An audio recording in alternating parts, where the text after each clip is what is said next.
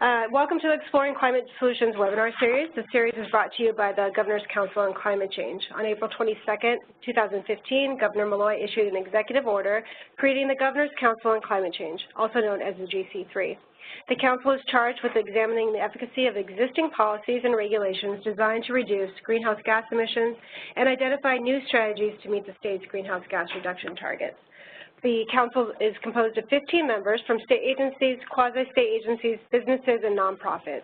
To learn more about the GC3, please go to www.ct.gov/deep/GC3. The webinar series explores innovative and successful climate change solutions in Connecticut and the nation. The series provides firsthand accounts of high-profile municipal climate programs, climate initiatives in the corporate world, new greenhouse gas reporting frameworks, statewide sustainability programs, low-carbon fuel initiatives, and other programs and projects that help reduce greenhouse gas emissions and improve climate resilience. Today, we're excited to have Diane Duva, Director of the Office of Energy Demand here at DEEP. Diane will provide us an overview of Connecticut's Lead by Example program and milestone achievements to date. Her presentation will describe DEEP's efforts to reduce energy use in Connecticut state buildings and operations through the completion of comprehensive energy improvement projects. The presentation will be about 40 minutes long, and then we'll open it up for questions from the audience. If you have a question, please submit your question using the dialogue question box, and we'll read it aloud for Diane to respond to. And before we get started, for those of you listening via your computer speakers, and if you're experiencing poor sound quality, I do encourage you to call in using your landline. So Diane, I'll go ahead. Thank you for being willing to present today. We're excited to hear more about the Lead by Example program. And I'll turn it over to you. Thank you very much, Carrie. I appreciate it, and I appreciate your time today, all of you that are on the phone. I am glad that you're taking the time to go through this important topic with us. We're very much focused today on the portion of the Leading by Example initiative at the state of Connecticut that's focused on energy use reduction. So again, thank you all for joining. We appreciate your time. We appreciate your interest. And I also want to thank my team at DEP, our staff who work very hard on preparing all of the information that goes into managing state buildings. And in particular with me today is Ryan Ensling, and he's available for questions as well. The three things we want to tell you about today are the key progress milestones that have been achieved in the last few years. We want to inform you about some facts and opportunities related to reducing energy use in state buildings, and then I'll share some next steps that we're working on. The key progress points to date that we want to share really relate to building the foundation for investing in our state buildings to reduce energy use and better integrate other opportunities to manage demand in state buildings and eventually integrate renewable generation in state buildings. Specifically, we've been working very hard to improve our data management, to better coordinate with other agencies to do the planning and the tracking of energy use. We've been working with the utility administrators who implement the Connecticut Conservation and Load Management Plan and working to ensure that utility-administered programs are open to state facilities. And we've been working on some actual projects that we'll share with you. Specifically, the projects that we've been working on are in three types of categories.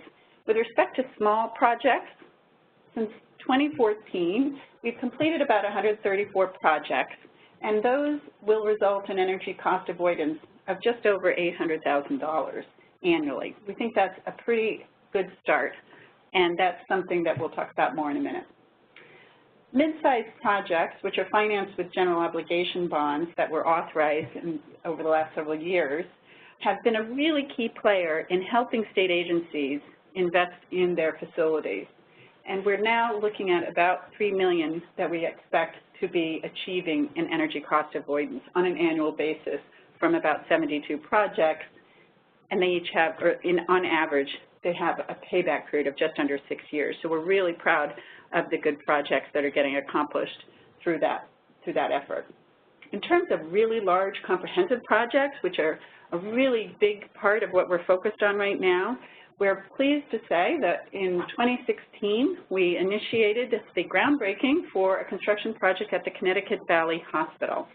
And in that project will be saving a significant amount of energy and a significant amount of money as well. And that project has been financed with general obligation bonds, but in the future, we're looking at alternative financing mechanisms. Now to go through in a little more detail, the small projects have really taken off in the last couple of years, primarily because in the past, there wasn't a mechanism to allow state agencies to participate in a key successful program that the utilities administer. But we put the agreements into place and made it possible for state agencies to participate in a meaningful way in that program. These are small-scale projects that can be done relatively quickly, have very good payback periods, very short payback periods, and allow for on-bill repayment. And that simplicity of those projects have really increased the amount of projects getting completed. The projects have been completed or are in the works over a whole variety of agencies throughout the state, everybody from the Department of Energy and Environmental Protection itself to the Department of Corrections, the Department of Transportation, small buildings, large buildings, everything from lighting to small-scale ventilation projects, a whole array, and it's been a very successful effort. We'll continue doing that in the future. The mid-sized projects essentially have about a 5.9-year payback, and the 48% is the amount that's been completed to date. 44% are in design or bid, and 8% are in construction. The really exciting opportunity going forward is scaling up large-scale comprehensive projects, and those are accomplished through guaranteed energy savings performance contracts. This is a way of financing large-scale comprehensive projects and paying for the projects with future energy savings that the contractor guarantees. And in 2016, we kicked off the Connecticut Valley Hospital facility, which is part of the Department of Mental Health and Addiction Services. And this very large facility has a lot of steam lines that need replacement, a lot of opportunity for savings. We believe we'll be getting about a 35% reduction in energy use from all of the efforts that are getting put into place there. When you upgrade old and failing equipment with energy-efficient models and you retrofit lighting and controls, you'll end up paying a lot less for electricity and heating and cooling. And when you calculate how much this saves over the course of multiple years, there's quite a bit of money to reallocate. And that's what the heart of energy savings performance contracting is about, that you borrow money up front, you pay for the installation of the new equipment, it gets paid back over the time of the contract using the guaranteed energy savings. The important part is the guarantee. The projected savings are guaranteed by the contractor, so if there is any sort of a shortfall, the contractor pays back that amount.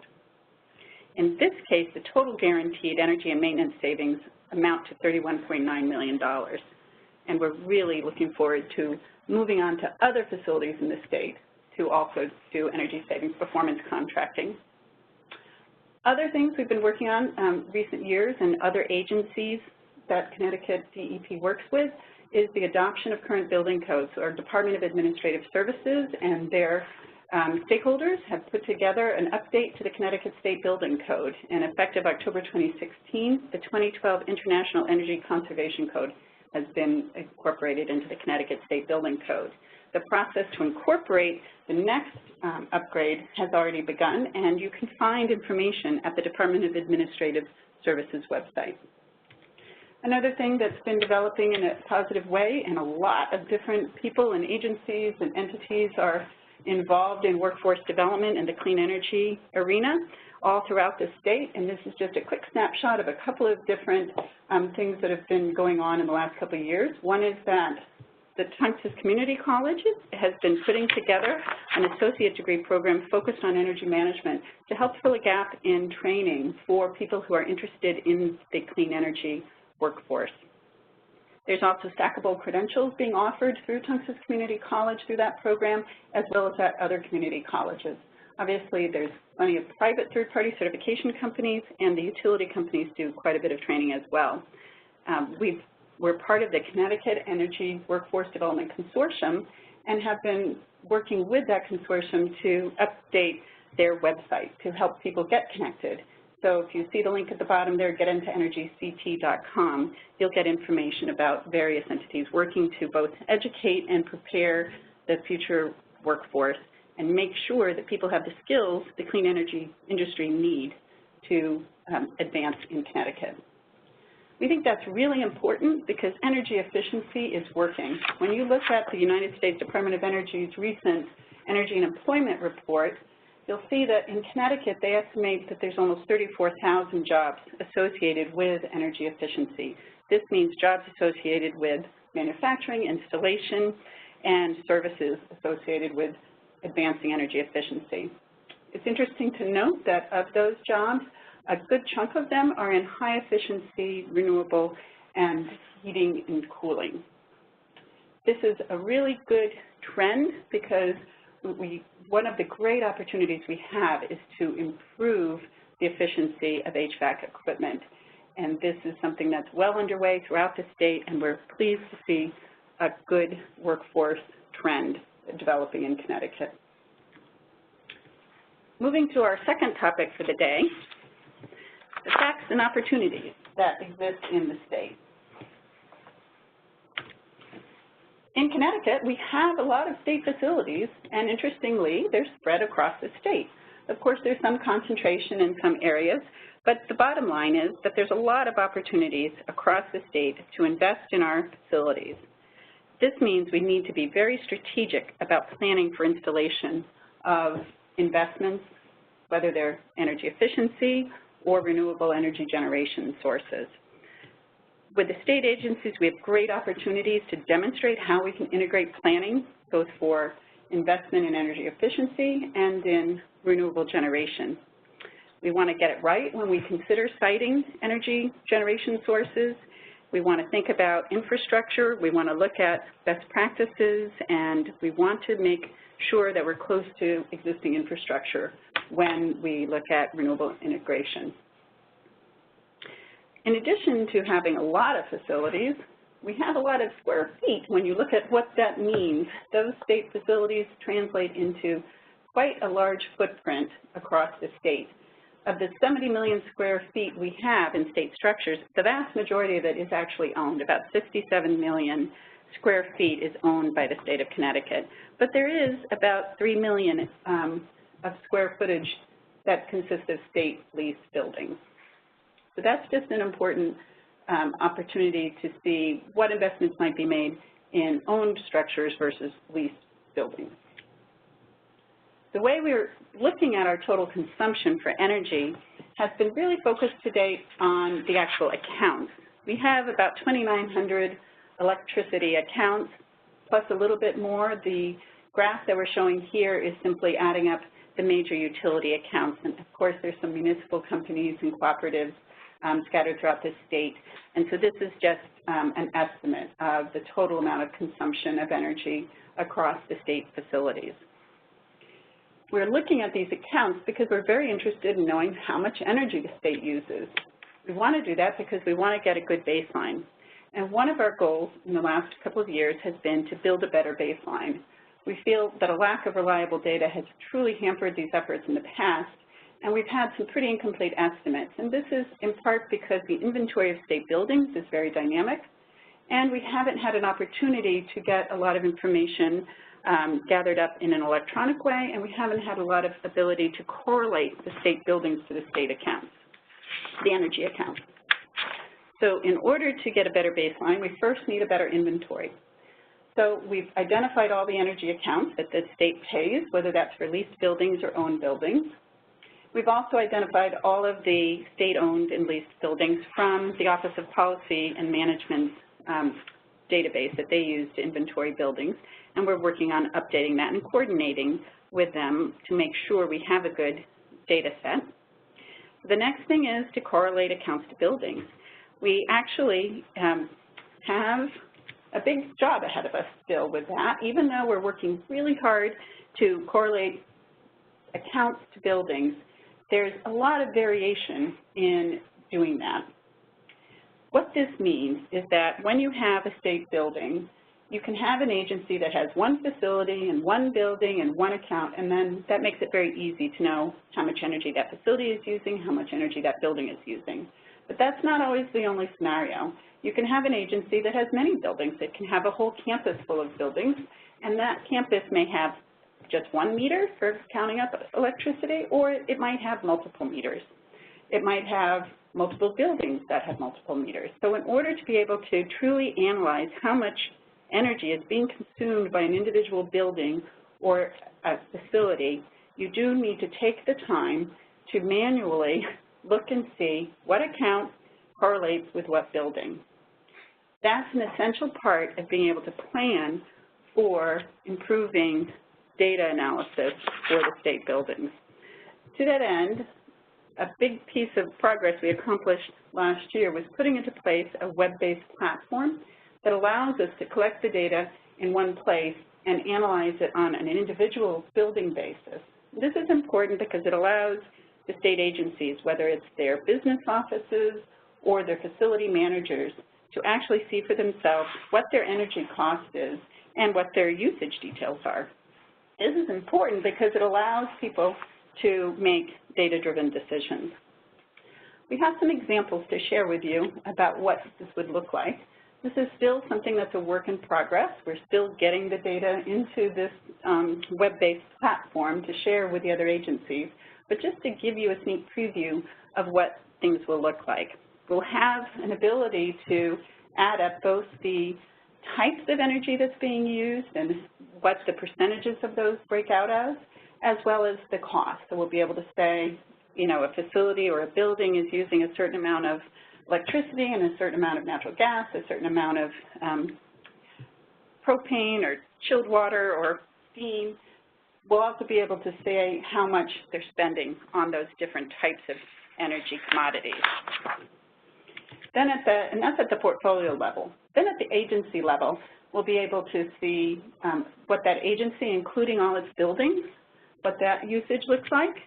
And then the individual facility managers and business offices will have some preloaded reports that they can look at and some trends and analysis patterns that they can actually look at, weather normalize it, and really compare their progress in reducing energy use from year to year.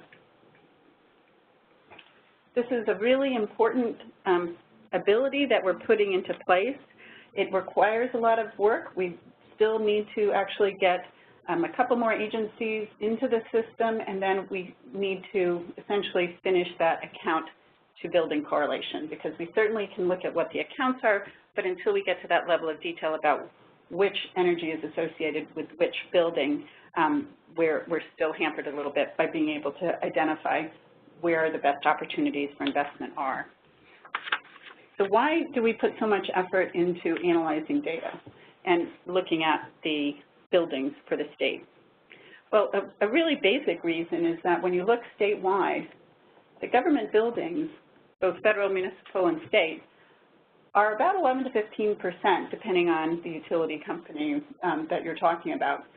They're about 11 to 15% of the commercial and industrial sector. So it is a good quantity of square footage across the state, and it is a good opportunity to improve not just the Connecticut taxpayers' energy bill, but to improve the footprint we have in the state regarding energy consumption. So we've done some analysis of what the database of buildings, the gesture database we mentioned earlier about from the Connecticut Office of Policy and Management, how that breaks down between the buildings. You'll see really a large percentage of our buildings are educational buildings, the University of Connecticut and the Connecticut State Colleges and Universities system, which is BOR on that graph. And then there's other large building associations associated with the Department of Corrections and with a landlord agency known as the Department of Administrative Services, which manages buildings for many smaller agencies. We've been working to answer some questions that are important. This is an example of an ability we'll be able to have to really look at the top users of energy. This is just for illustration purposes. The data is still being verified for these, and this doesn't include all of the state buildings going into the system yet. So just looking and seeing what are the top users of energy helps us think about which buildings we should be focused on. But of course, we want to do more than that. We want to really benchmark the buildings and compare how those buildings use energy compared to other similar types of buildings to really optimize the where we should be investing our resources. This is an example from the United States Environmental Protection Agency's Portfolio Manager, which is an online tool, a free online tool that we're using to ensure that all of the state buildings can be quickly identified in terms of what their consumption is and how that compares. This is, again, a work in progress. Many municipalities have their buildings in Portfolio Manager, and of course, any building can use this online tool. Again, that's US EPA Portfolio Manager. The Institute for Sustainable Energy, ISE, at Eastern Connecticut State University has done a tremendous job in the last couple of years getting energy information on a customized basis for the technical high schools, and has been essentially going to the next step of benchmarking and looking at how energy is used in those buildings. They've also completed energy use reports for the community colleges. So what do we need to do next? What are the important steps we need to take? Well, in general, just to give you a big picture look, we've been working very much and talking right now about benchmarking. We've been also working on the procurement. How do we find the financing mechanisms, and how do we put the procurement processes in place to actually get the work done? We've also been inventorying the facilities universe and collecting the data and correlating it. This allows us to screen buildings. It allows us to consider feasibility analyses for renewable generation sources. And of course, it allows us to plan for consistency with state and local plan of conservation and development when we look to site renewable generation. We've also been working to do a variety of different energy assessments, and that includes really high quality audits done for the large-scale comprehensive projects that we're hoping to complete in the future. Bottom line is we're working to put efficiency measures and renewable energy generation sources into place. The work we need to do is to find the financing mechanisms that will allow us to get these constructed and installed and remain effective in the future. I really want to focus for a minute on this financing mechanism called Guaranteed Energy Savings Performance Contracting. The reason it's so important to us is for government agencies across the country and across Connecticut, whether you're a municipality or in other parts of the country, counties, federal government, or state government, the idea of using future energy savings and essentially liquidating that future savings stream or cash stream into a current day financing mechanism means that we can go today and get equipment replaced, upgraded, to meet today's infrastructure needs. This is particularly important because it also allows us to recognize other cost savings, such as reducing unexpected equipment failures, which means a reduced need for seeking emergency funding for equipment breakage. It also provides a level of financial stability both today and in the future because it allows us to better plan for how we're going to be using energy in the future and what we'll be spending on energy in the future. This is all paid for effectively by savings. What that means is we're fundamentally reallocating future utility costs and using that money today to make the energy efficient upgrades. Reducing energy usage means cost savings, and that money is used to be put into the facilities so that we can actually improve the state's infrastructure without having to go and ask for new funding sources. This is a national model. It's nothing unique to Connecticut.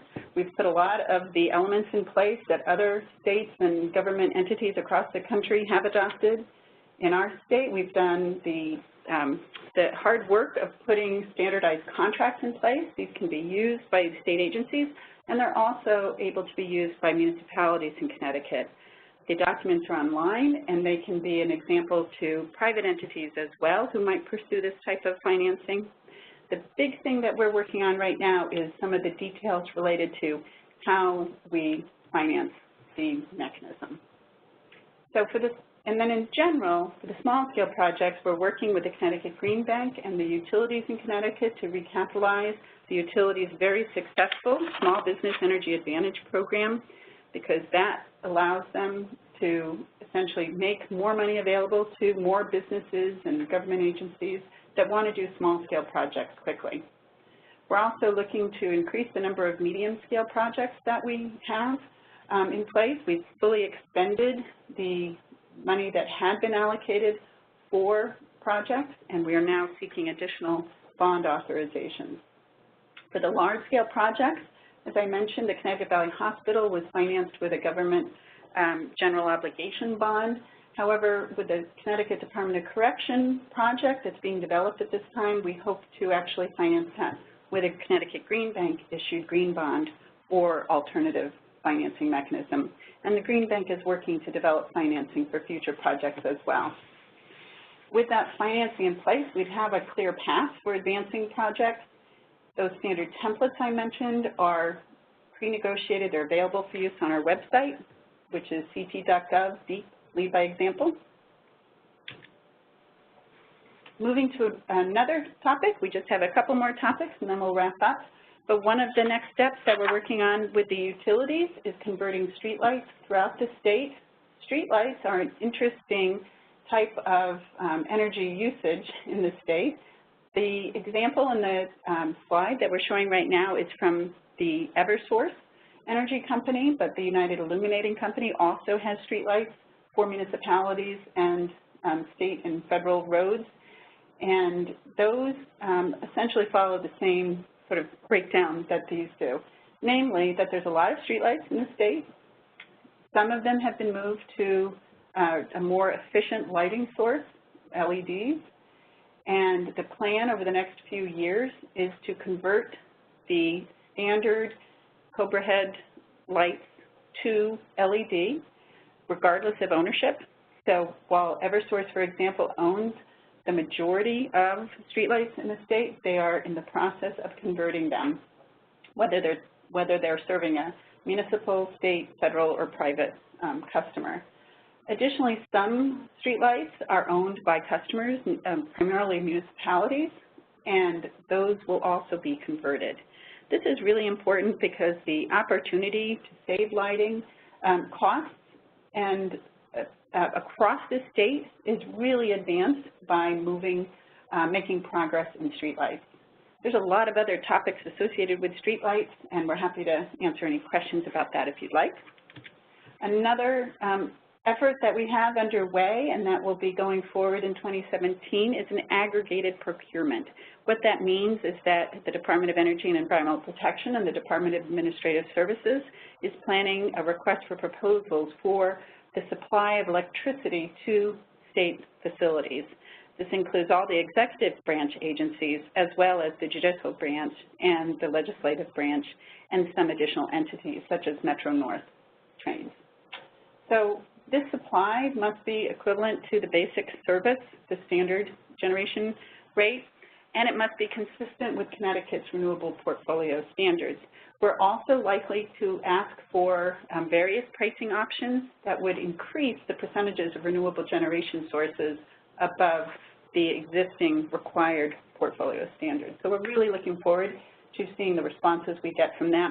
Our time frame for that is late spring, early summer, because we'd like to get this in place this year. Another thing we're working on is increasing the scale of renewables at state facilities. Certainly there's been some small-scale installation at different physical locations across the state, and there's a great interest, both from the point of view of facilities as well as various stakeholders are interested in seeing state facilities getting more of their energy supply from on-site renewable generation sources.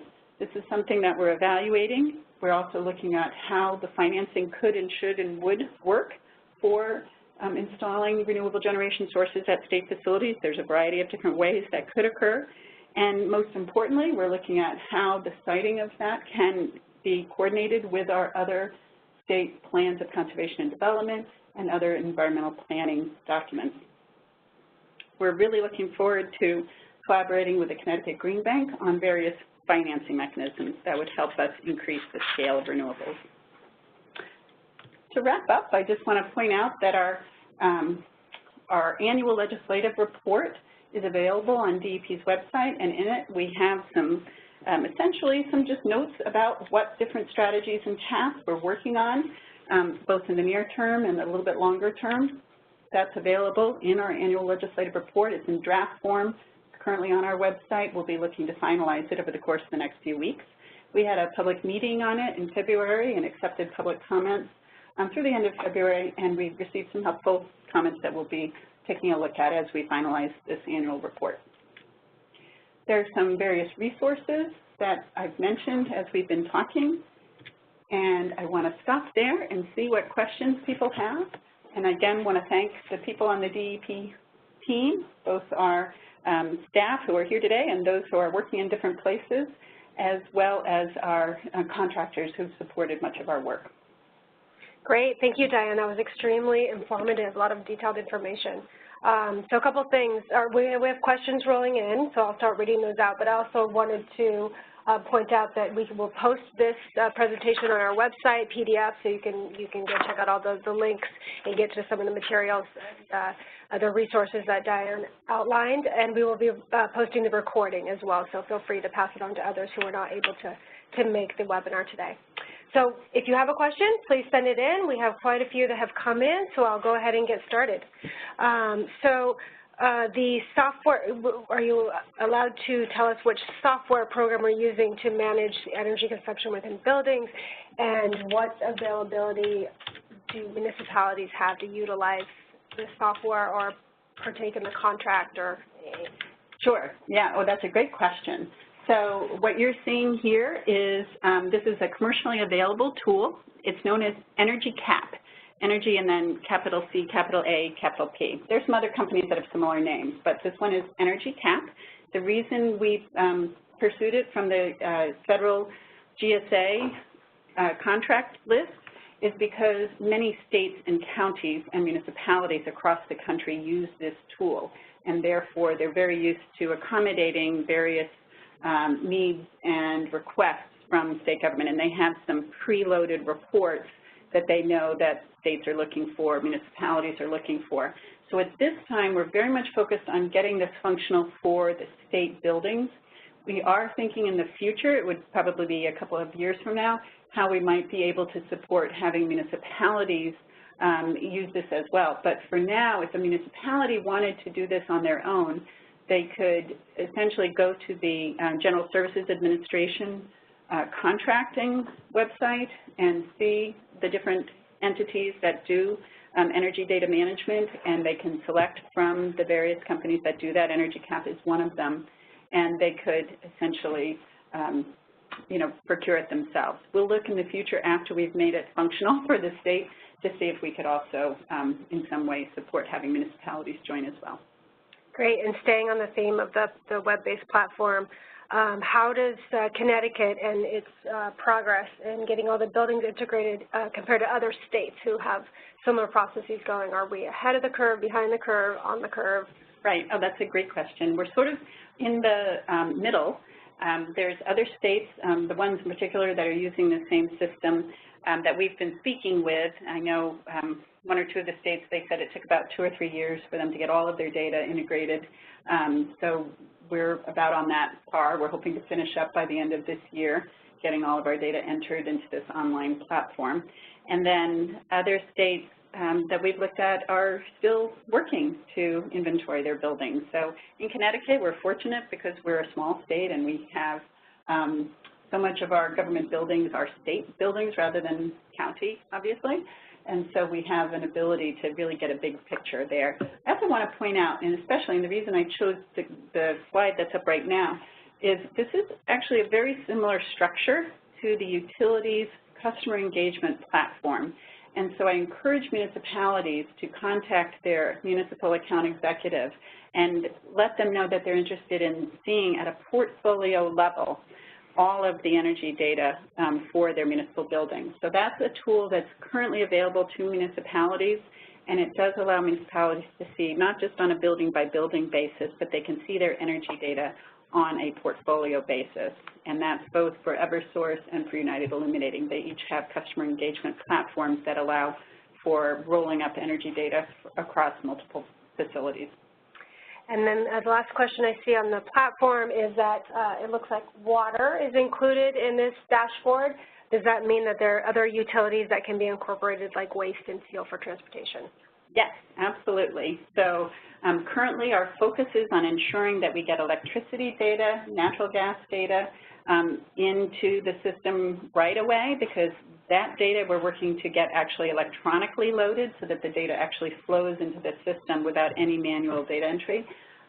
But the fuel oil and propane bills that the state facilities receive are actually received and have to, in the past, had to be hand-entered into any data collection systems. In this case, they're scanned and then automatically uploaded into the system. So we're really focused on electricity, natural gas, and then propane and oil this year.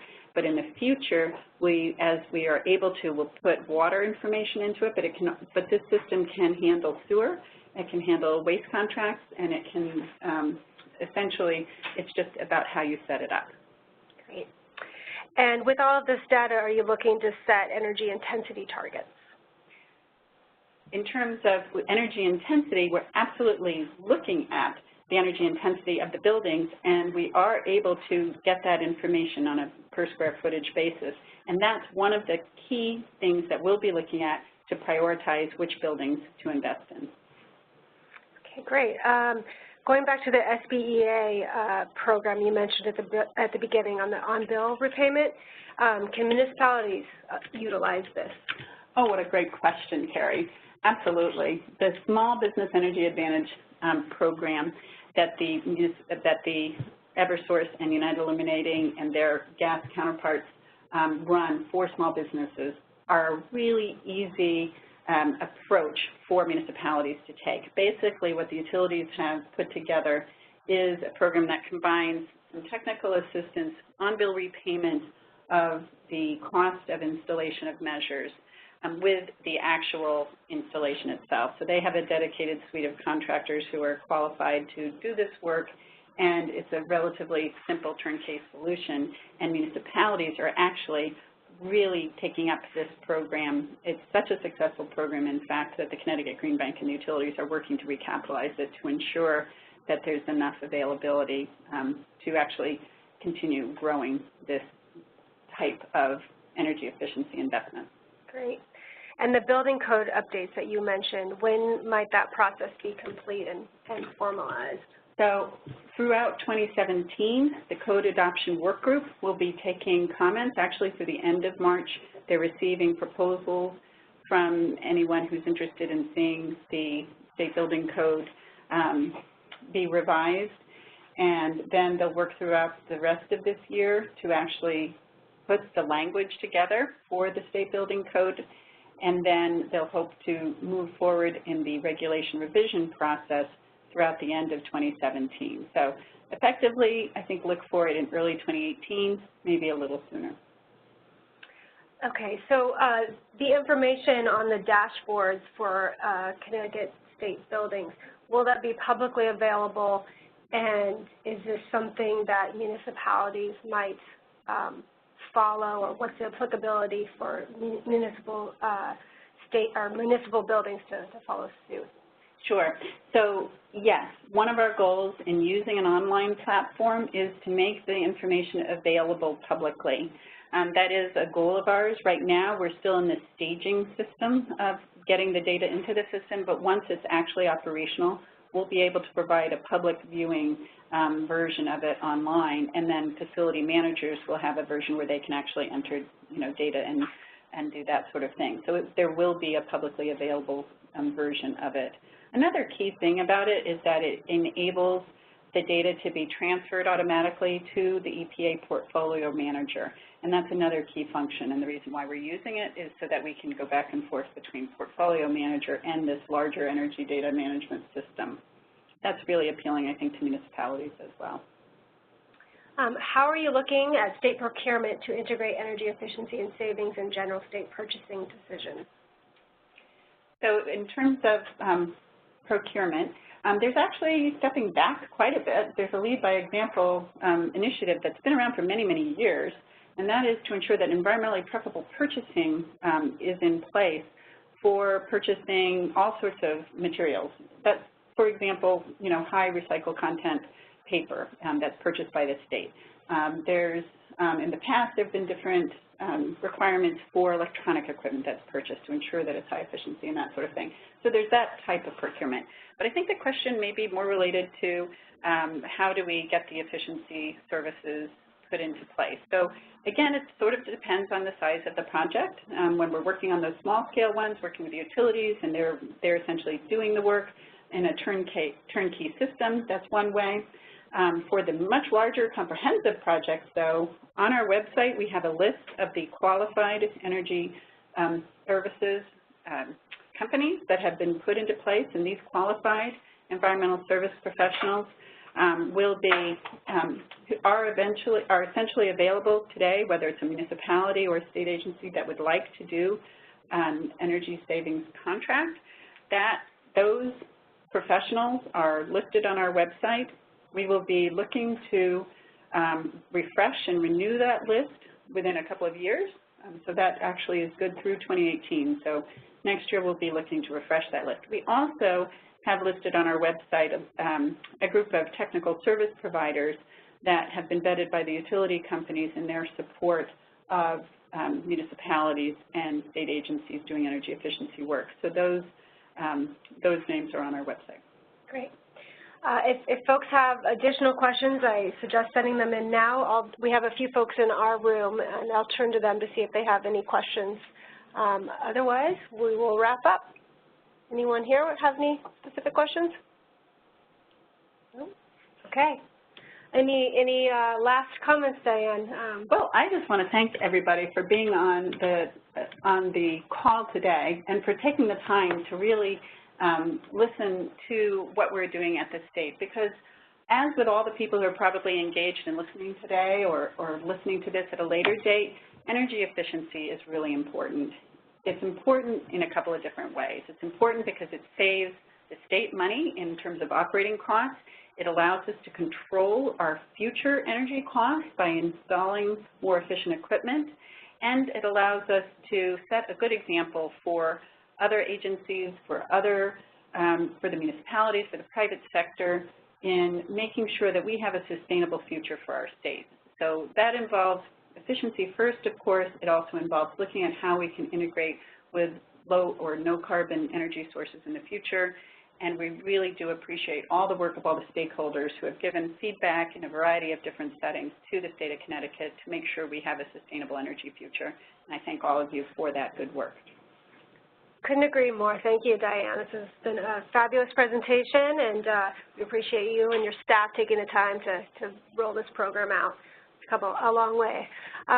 So that wraps it up for today. We're lining up some more webinars for April and May. I do encourage you to send us an email to the Climate Change website if you have ideas on topics or persons you'd like to hear from, both in Connecticut and around the country or even internationally. We're always looking for great speakers and great ideas on topics that people want to hear about. So have a great day, everyone. Thanks for tuning in.